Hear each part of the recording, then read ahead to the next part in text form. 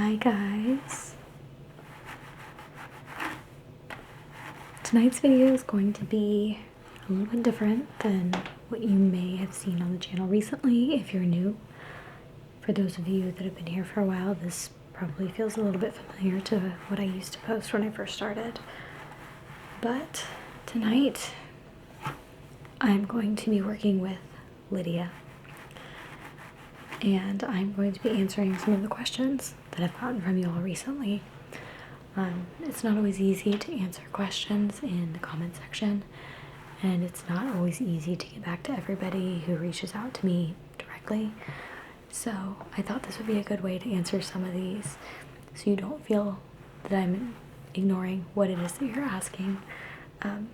As you know, I've been a little bit sick recently, so I do apologize. My voice isn't 100% back to where it normally is, but we're gonna do the best that we can. So one of the first questions that I always get is, how long have I been doing this? And I started my ASMR channel in 2022, so I've been doing it for a couple of years. That surprises a lot of people because that, in terms of social media world, it's kind of a long time to have a channel and not have a ton of subscribers. But as you know, this is a hobby of mine. It's not a full-time job. I post once a week for the most part. Obviously, this one's a little bit behind because I have been sick and nobody wants to listen to sniffles on a camera, especially ASMR. That's not relaxing. So, but yeah, so I've been doing it for a couple of years. Those of you that have been around know that I started doing ASMR because I enjoy watching it myself. I started watching it in 2019 when I was having headaches related to my pregnancy with my oldest child, which is another question people ask. I have 2 children. I have a daughter who is going to be 5 here in the next couple months, and then I have my son, who you all saw in my belly on the channel, and he turned 1 in September. And that I don't plan to have any more children, so that's the end of that for me. But yeah, so I was getting headaches from my pregnancy with my daughter, and I really wanted to get a facial, but I didn't have time to get away from work to go get one. So I thought, well, what if I search it online? And I ended up going to YouTube looking for facial videos, and it ended up directing me to ASMR videos of facials. And there definitely were videos like of professional estheticians doing facials, and it had the exact effect that I was hoping for. But something unexpected for me, besides the headache clearing, was that it was so relaxing in so many other ways. It made me feel really connected and like I was getting the benefits of being there. And so, like most of you, I just got pulled in and went further and further into it. And so here I am years later, still watching it, still making it. So, but yes, that was a long answer to a short question. So I've been doing this for 2 years. Another question that I get quite often is, do I wear colors ever? Which kind of makes me laugh. Yes, I absolutely wear colors. I try to wear neutrals on the videos because I don't want to visually distract.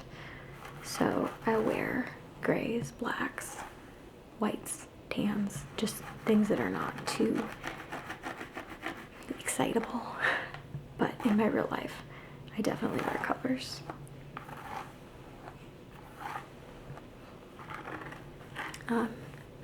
Something else that I've had people ask quite a bit. Why don't I post more? What does my day look like? And my answer is similar, probably to a lot of people. I work a full-time job. I have a career. So I film usually late at night. And I do try to do, I don't film in advance. I know smarter people have strategies and they film several videos at a time so they can put them out later and don't have to worry about a weekly film. But because this is something that I connect with and not something I'm trying to do just to, earn an income or anything like that, I want to feel connected to what I'm doing. And it's kind of part of my weekly routine. It's something I look forward to doing every week. So it sometimes interrupts in the schedule. It's not exactly a week apart. That doesn't happen very often, thankfully, but it does happen. And I am sorry about that. But my typical schedule is on any given day, get up, get around, do all that stuff. I go to work. I work in the finance world now. Previously, I was in landscape architecture and in higher education before that, but I have always worked as a comms strategist, a communications strategist, which means various things, and I'm sure that that's not that interesting to anybody, but that is what I do during the day. I love the job that I have. I love my career. I've worked really hard for it. I really enjoy it. And then usually I drive back. I have to commute. So I drive back. I get my kids. I make supper. I spend some time with my kids. I do at least an hour-long workout every single day. I love to move. I love to be active. So I have to get some sort of movement in, especially because I don't move much during the day anymore. When I worked in landscape architecture, I got to go out and do surveys in the field and get out there quite a bit more and move around. But my current career path, the company that I'm with, it's a lot more brain power as far as needing to sit down at a computer and really be present there. So I don't move a lot during the day, so I try to always move in the evening as best as I can. My daughter has activities now. She's old enough where we're doing sports.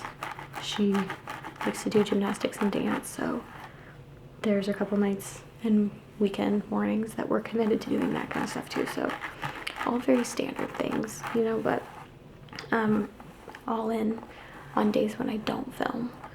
Usually I don't actually sit down for the first time after work, of course, until like 10:30 or 11 at night, depending on the day. Which I never thought I'd be that kind of person, but I used to work as a bartender in college, and I worked at a coffee shop that was also a martini bar, so I could get those late night hours in just to earn that extra bit of income when I didn't have classes. So I kind of am used to standing up and moving around for that long, I guess. And then nights that I film, usually I have to adjust and I will do a shorter workout or something like that. And I'll still end up, by the time I get done filming and editing, I end up going to bed a little after midnight, which is really, really late for me. I used to like to be in bed by 10 o'clock, so I'm really pushing it now, but that leads me to one of the other questions that people ask, is I have featured Lydia, more so in the beginning, but I've talked about hairstyling and different things like that, and I've done, I think it was a Halloween video a while ago, but I've done a video where I was showing some quick hairstyles and things like that. So I am licensed as a cosmetologist in the state of Kansas, and I did that midway through college because college was really expensive. So I took a gap so I could go get a trade and then go back and pay for school. And I just really enjoyed doing it, so I kept doing it even when I had a career and was working full-time during the day. I would go work in the salon for several hours, like 3 to 4 hours every night, and then Saturdays I'd work half a day. But I did that for a long time, and it wasn't until my daughter was born in April 2020, 3 weeks into the pandemic, that I knew I couldn't continue doing full-time job and doing hair in the evenings because it just didn't allow me to have time with her. So I guess the world kind of decided for me at that time, but I was let go from my job with everybody else in higher education at the time because of the pandemic. So I ended up being a hairstylist full-time for 7 months until I was able to find a new job. Ooh, sorry, Lydia's got some product in her hair here. So, yes, anyway, I did that for a while until I was able to find a new job that took up my daily hours. And then I gave up hairstyling at that point. I still do freelance for weddings and special occasions. And I color my own hair, color and cut my own hair, which may not be something good to tell you, I don't know. It's not that it looks fantastic most of the time, but either way, that's what I do. And then I do occasionally, when I have it blonde, like I usually do, go see somebody else for that. So that is the long and short of why hair comes up in videos, and I feel very comfortable talking about it. I feel comfortable working with the mannequin, spent a lot of time training with the mannequin, and I only have this one mannequin because, admittedly, cover your ears, Lydia, I think mannequins are creepy, so I don't want a lot of them in the house. But I'm familiar with this one, so it's okay. I will get another one at some point. Probably something that has lighter colored hair so that it contrasts better and shows up better for you all when you're watching the videos. But yes, I've worked on a ton of mannequins. It's how I learned I'm really good at braiding. I can do all different kinds of braids. That was one of the things I specialized in. It's something that made me really good at doing formal hairstyles, and I worked really closely with clients that had curly hair because I was one of the few people in my area that could do various types of braids. So that was a service that I offered to all textures and curl patterns. And so I'm also fascinated by curl patterns because of it, though. I love seeing people's natural curl patterns, and it makes me just feel so sad that my hair is tragic and does not have any pattern to it all. My hair is, this is what it is. This is its natural state. It is flat and it is straight. Speaking of, I have been asked why I named my mannequin Lydia, and the answer is that I did not name her. She came with that name. All mannequins come with a name to tell you what product line they're a part of, and that determines what hair density they have, what hair texture they have, color, because if you're going to practice color on a mannequin, you need something that has a very specific shade already, because you cannot lighten past a certain point because it's processed. It is real, but it's been processed so much that it's not going to do what you need it to. So all of that factors in. It's very important when you're picking out a mannequin if you actually plan to train with it. So that is why she is named Lydia. That is the name that came to me on the box, on the mannequin. I did not choose that. She's been faithful, though. She's been here since the very beginning. She was in my very first video. So I'm grateful to her, even though I think it's probably time for something else. I'm happy that I've been able to work on her throughout this time. She makes some really great sound effects with her scalp here. I'm trying to think. I should have had a list together. I'm really sorry. I'm actually pretty proficient during the day. Sometimes at night, the day kind of adds up on me and gets away, but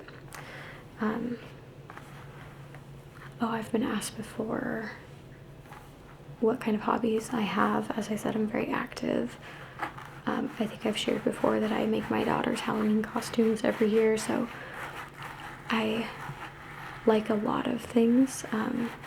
The problem is that I know a little about a lot, but I wouldn't say I'm an expert in much. The things that I'm really good at, that I know for sure, I'm really good at tennis. I've played since I was 5, so I've played for almost 29 years now. So that one is something that I was a really competitive tennis player. I've always really loved it. But I grew up in a smaller town, like 40,000 people, 35,000 people. So it was really easy to play on different sports teams. So I've played pretty much every sport that you could think of if it was offered in my hometown. So I've played soccer, basketball, volleyball. I played a little bit of football up to a certain point. That was more just because my dad didn't have any sons, so he taught all of us girls. There's 3 of us, 2 sisters. How to throw a football really well. I can't throw a baseball very well unless I'm standing still. I am not a good inaction player. I get noodle arm. So I like to try new activities. I love dancing. I'm not very good at it, but I love it. There's a lot of passion, just not a lot of talent. And I love to go on walks with my dogs, with my kids, just be out in nature. I have been trying to get into Pilates lately, like reformer classes, to challenge my deep core a little bit more. I've tried yoga a million times. My brain does not like yoga, unfortunately. It's really hard for me to stay focused because my brain is a million miles away doing other things. So that one's kind of a challenge, but I like to pretend that I can. The most active thing that I do usually 5 days a week, typically, sometimes 4, I weight train, so I do lift weights. I used to lift decently heavy weights. I don't do that so much anymore because now I just work out at home instead of going to a gym that has a full set of equipment.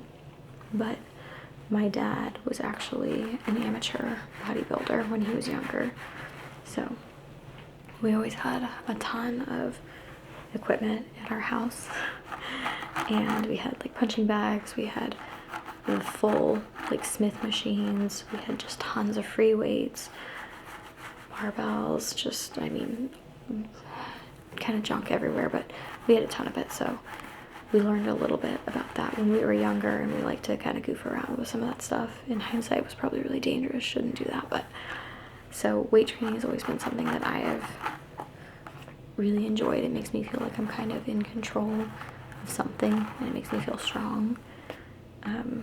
So that one's always been a staple in the activities that I do. But I've also been learning how to do watercolor.